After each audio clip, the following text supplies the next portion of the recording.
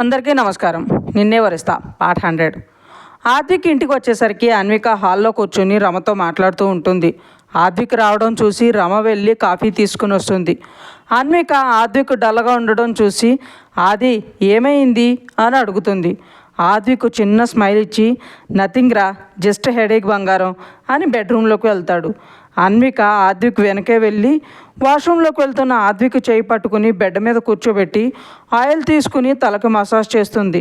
ఆద్విక్ అన్విక నడుం చుట్టూ చేతులేసి పట్టుకుని తన తలని ఆనించి బంగారం ఒక 4 రోజులు మనం ఎక్కడికన్నా వెళ్దాంరా అని నెమ్మదిగా అడుగుతాడు. అన్విక మనసులో నువ్వెందుకో డిస్టర్బ్డ్గా ఉన్నావని అర్థమవుతుంది అది, కానీ నేను బాధపడతాను అని నాకు చెప్పడం లేదు నువ్వు అనుకుని ఎక్కడికి వెళ్దామో నువ్వే చెప్పాది అంటుంది ప్రేమగా. ఆద్విక్ నీ ఇష్టం రా, నువ్వు ఎక్కడికంటే అక్కడికే వెళ్దాం అంటాడు. అన్విక నడుమును అల్లుకున్న ఆద్విక్ చేతులను తీసేసి తన ఒళ్ళో కూర్చుని నాకైతే స్విస్కు వెళ్ళాలని ఉంది అంటుంది. ఆద్విక్ వెంటనే ఉసై నీ మొగుడు ఇన్కమ్ చూసి చెప్పవే ప్లేసెస్ అంటాడు. అన్విక నవ్వి అదేంటో అలా అంటావు, మన పెళ్ళైన వెంటనే డాడ్ నీ కంపెనీలో షేర్స్ రాశాడు, నిన్ను బోర్డ్ ఆఫ్ మెంబర్స్లో ఒకని చేశాడు, అది మర్చిపోయి బడ్జెట్ ఇన్కమ్ అంటావేంటి అంటుంది. కానీ అదంతా నీది బంగారం అంటాడు ఆద్విక్. అన్విక సీరియస్గా నీది నాది అని వేరు చేసి మాట్లాడటం ఆపాది. డాడీకి ఉన్నది నువ్వు నేనే, నాదంటే నీదే నీదంటే నాదే అంటుంది. ఆద్విక్ అది కాదురా అనగానే అన్విక కోపంగా ఆద్విక్ ఒళ్ళో నుండి పైకి లేచి నువ్వేం చెప్పాలి అనుకున్నా వెళ్ళి డాడీకి చెప్పుకో అని డోర్ గట్టిగా వేసేసి బాల్కనీలోకి వెళ్తుంది.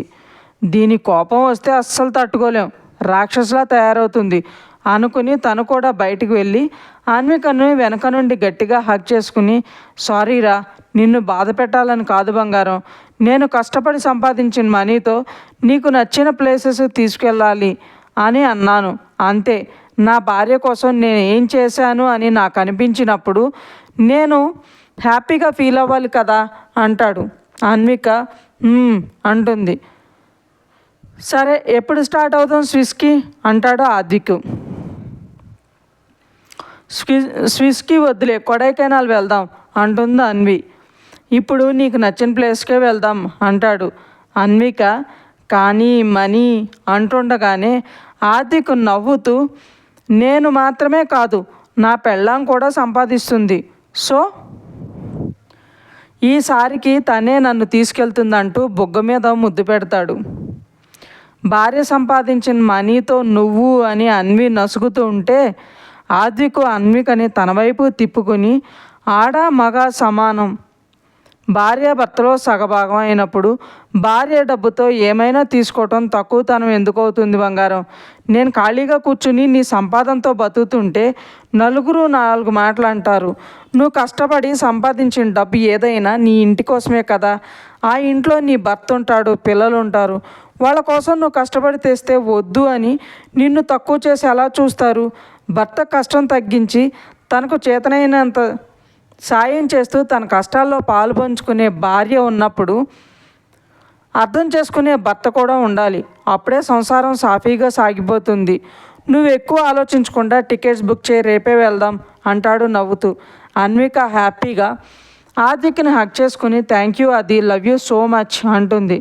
ఆద్విక్ చిన్నగా ఫస్ట్ యానివర్సరీ కదా, మరి దానికి స్పెషల్ గిఫ్ట్ అంటూ ఏం లేదా అని అన్విక చెవి దగ్గర హస్కీగా అంటూ పెదవులతో రాస్తూ అడుగుతాడు. నీ ప్రేమను చూపిస్తాను అంటే ఎందుకు లేదంటాను అంటూ ఆద్విక్ని ఇంకా గట్టిగా హక్ చేసుకుంటుంది. ఆద్విక్ అన్విక మొహాన్ని చేతుల్లో తీసుకుని తన పెదవుల మీద ముద్దు పెట్టుకుంటాడు. అన్విక కూడా ఆద్విక్తో జతగలుపుతుంటే ఆద్విక్ అలానే తన చేతుల్లో తీసుకుని రూమ్లో తీసుకెళ్ళి బెడ్ మీద పడుకోబెడతాడు. అన్విక ఆద్విక్ను వదలకుండా అలానే తన షర్ట్ పట్టుకుని తన మీదకు లాక్కుంటుంది.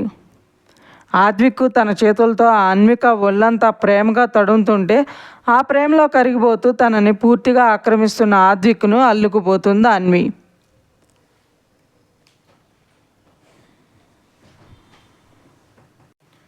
శివాంశు శ్రీనిక ఇద్దరు కలిసి ఆఫీస్కి వెళ్లకుండా ఇంటికి వచ్చేస్తారు. దారిలో ఇద్దరు కూడా ఒకరితో ఒకరు మాట్లాడుకోకుండా సైలెంట్గా ఉంటారు. శ్రీనిక మనసులో తను అంత ప్రేమగా నన్ను దగ్గర తీసుకుంటుంటే కాదని ఆ హితేష్ దగ్గరికి వెళ్ళాను అని శివాంశు తన మీద కోపంగా ఉన్నాడని, అందుకే తను ఏమీ మాట్లాడటం లేదని అనుకుంటుంటే శివాంశు మనసులో ఈ మేడం గారు ఇప్పటికైనా తన ప్రేమను చూపిస్తుందో లేదో, చూపిస్తే ఎలా చూపిస్తుందో అని ఆలోచిస్తూ ఉంటాడు. ఇలా ఆలోచనలోని ఇద్దరు ఇంటికి రాగానే శ్రీనిక కారు దిగకుండా అలానే కూర్చుని ఉంటుంది. శివాంశు కారు దిగి శ్రీనిక కోసం చూస్తే తను ఇంకా దిగలేదని, తన మనసులో ఏముందో తనేమనుకుంటుందో అర్థమయ్యి వెళ్ళి డోర్ ఓపెన్ చేస్తాడు.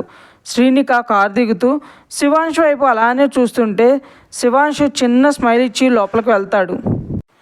శ్రీనిక వెనకే వస్తుంటే హాల్లో ఉన్న అమృత గారు వాళ్ళని చూసి, అప్పుడే వచ్చేసారే, లంచ్కి రావడం లేదు అన్నారు అని అడుగుతారు. శివాంశు శ్రీనిక వైపు చూస్తుంటే శ్రీనిక అమృత గారి వైపు చూసి, అమ్మ నాకు చాలా ఆకలేస్తుంది, త్వరగా ఏదైనా చెయ్యి, ఫ్రెష్ అయి వస్తాను అనేసి తన రూమ్లోకి వెళ్ళిపోతుంది. అమృత గారు శివాంశు వైపు చూసి, ఏంటి శివ్, జాను ఎందుకో టెన్షన్ పడుతుంది అని అడుగుతారు. శివాంశు నవ్వుతూ, తననే అడగండి అత్తయ్య అని తను కూడా శ్రీనిక రూమ్లోకి వెళ్తాడు.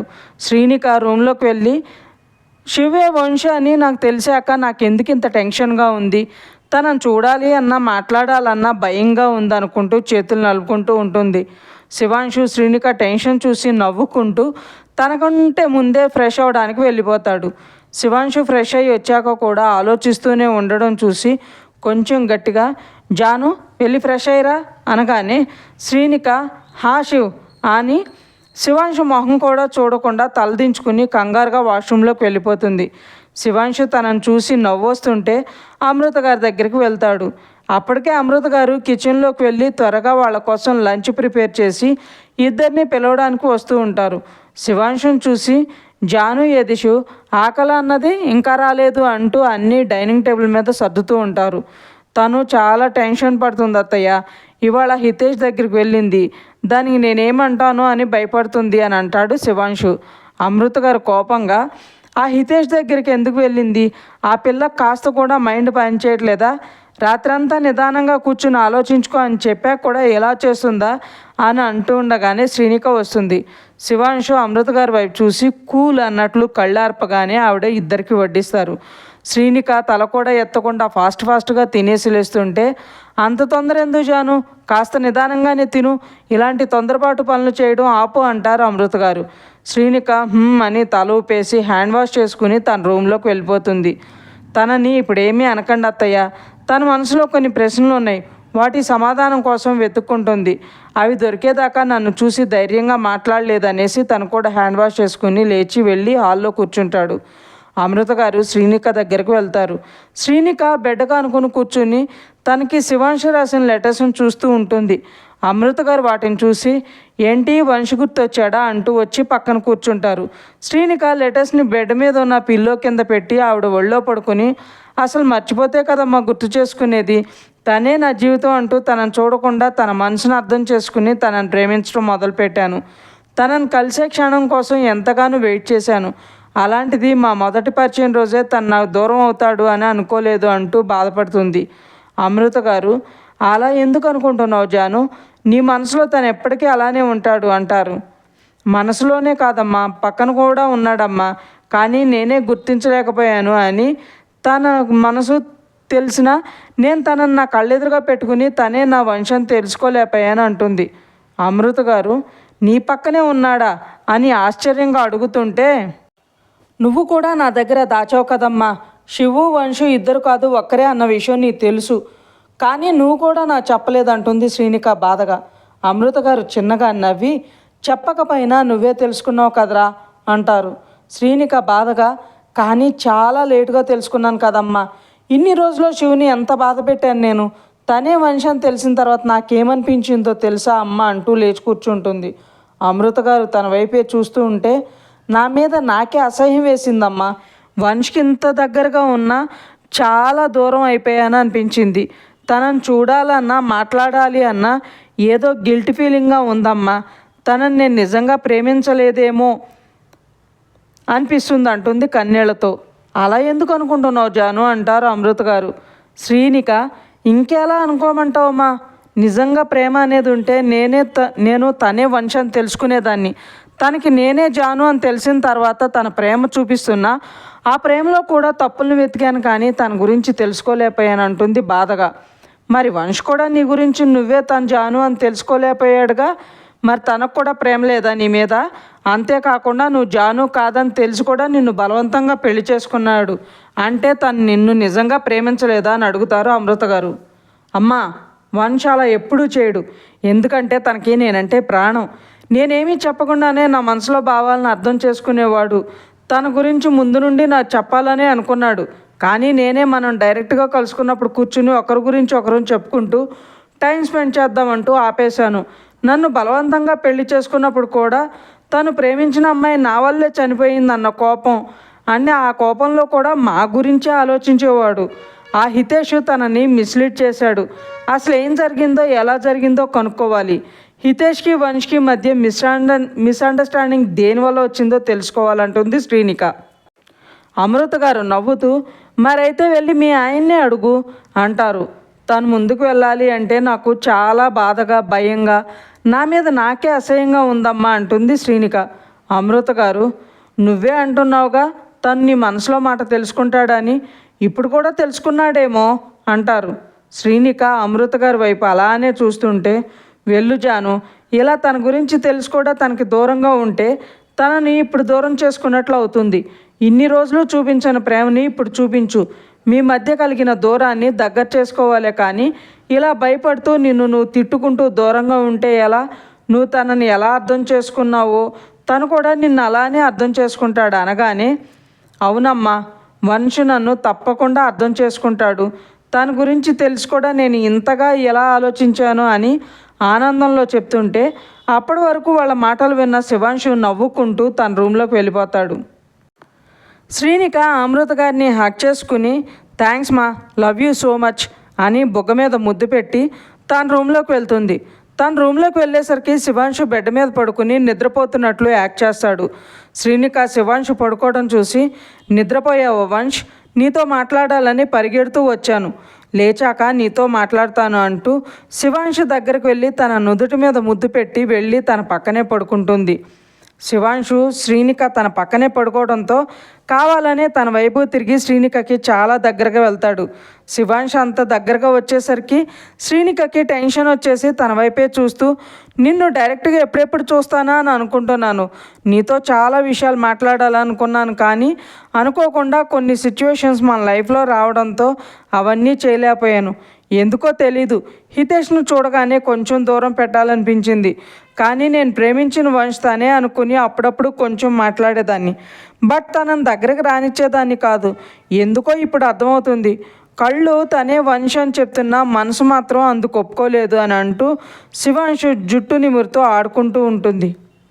శివాంశు శ్రీనిక నడుం చుట్టూ చెయ్యేసి తనని దగ్గరకు లాక్కునేసరికి ఒక్కసారిగా ఉలికి పడుతుంది. శివాంశు కళ్ళు తెరవకుండా అలానే పట్టుకుని పడుకోవడం చూసి నిద్రలో అలా పట్టుకున్నాడేమో అని తను కూడా ఆ ప్రేమను ఫీల్ అవుతూ కళ్ళు మూసుకుని పడుకుంటుంది. శ్రీనిక నిద్రపోయిందని కన్ఫర్మ్ చేసుకుని శివాంశు కళ్ళు తెరిచి శ్రీనిక కళ్ళ మీద ముద్దు పెట్టి, నా జాను నా లైఫ్లోకి వచ్చేసిందని ఎంత సంతోషంగా ఉందో తెలుసారా? ఈ క్షణమే నిన్ను గట్టిగా హక్ చేసుకుని లవ్ యూ జాను అని గట్టిగా అరవాలని ఉంది. కానీ నువ్వు నీ ప్రేమను ఎలా చూపిస్తావో చూడాలని నాకు ఉంటుందిగా నవ్వుతూ తను కూడా పడుకుని నిద్రపోతాడు. ఆదికు అన్విక ఇద్దరు కలిసి భాస్కర్ గారికి మయూర్ గారికి వాళ్ళు స్విస్ వెళ్తున్నట్టు చెప్పి టికెట్స్ బుక్ చేస్తారు. వాళ్ళని చూసి రమ హ్యాపీగా ఫీల్ అవుతుంటే ఆద్విక్ తనను చూసి మనసులో రిత్విక్ వల్ల రమ ఎంత ఇబ్బంది పడాల్సి వస్తుందో అని ఆలోచిస్తూ ఉంటాడు. ఆది, నేను వెళ్ళి లగేజ్ ప్యాక్ చేస్తాను, నువ్వు వెళ్ళి లీవ్ అప్లై చేసి వచ్చే అనేసి బెడ్రూమ్లోకి వెళ్ళిపోతుంది అన్విక. ఆద్విక్ రమ దగ్గరకు వెళ్ళి, రమ, రిత్విక్తో కొంచెం జాగ్రత్తగా ఉండు, వాడికి కోపం ఎక్కువ, ఆ కోపంలో వాడేం చేస్తాడో వాడికే తెలీదు, నేను కూడా నీకు సెక్యూరిటీ ఏర్పాటు చేస్తాను అంటాడు.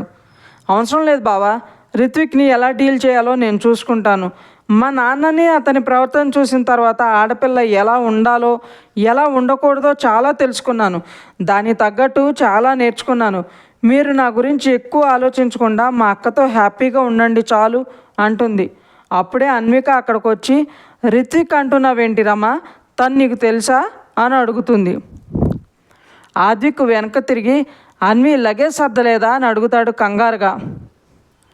అన్విక సర్దుతాలే కానీ రమకి రిత్విక్ ఎలా తెలుసు అని అడుగుతుంది. రమ రిత్విక్ ఎవరక్క అంటుంది తడబడుతూ. అన్విక సీరియస్గా, నీకు అబద్ధం చెప్పడం, ఏం తెలియనట్టు నాటకం ఆడటం నీకు రాదు, కానీ నిజం చెప్పు అంటుంది. రమ ఆద్విక్ వైపు చూస్తుంటే ఆద్విక్, అదేం లేదులే అన్వి, రిత్విక్ నిన్ను చాలా ఇబ్బంది పెట్టాడని, ఇప్పుడైనా నువ్వు ఎంజాయ్ చేస్తే చూడాలని తనకు అనిపిస్తుంది అంటుంది రమ. అంతే అంటాడు. రమ అవునక్క అంతే అంటుంది. అన్విక రమ దగ్గరకు వచ్చి తన చెంప మీద లాగి ఒకటి కొడుతుంది.